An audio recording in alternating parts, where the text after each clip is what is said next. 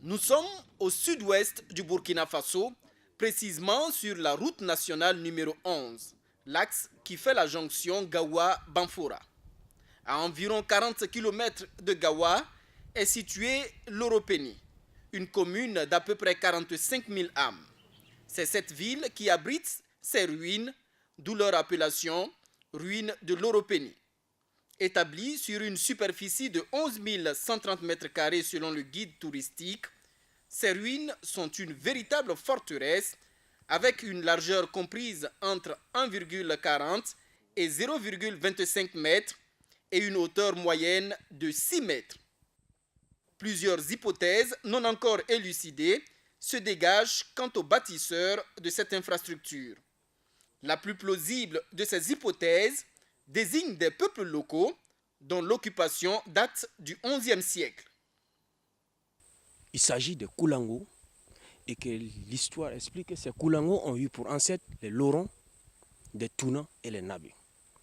Donc aujourd'hui, par hypothèse, bien sûr, les bâtisseurs des ruines de l'Oropénie sont les Koulango, les Lorons et les Tounans.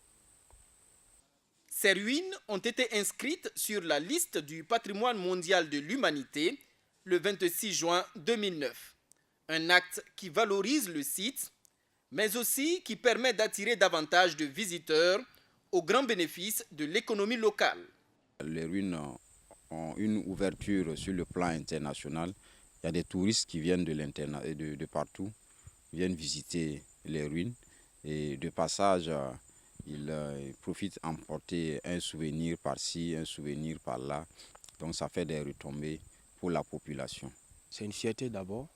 Et aussi, le Burkina Faso est vu partout. Voilà.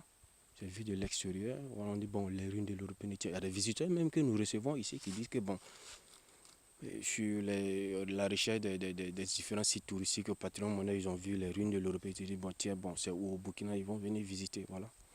Véritable pôle d'attraction touristique, ces ruines ont besoin de plus d'investissement pour leur mise en valeur. Le comité local de gestion du site, présidé par le préfet, s'y attelle. Le comité local a en vue de suivre ce que déjà le plan de gestion a tracé, c'est-à-dire revaloriser davantage les ruines.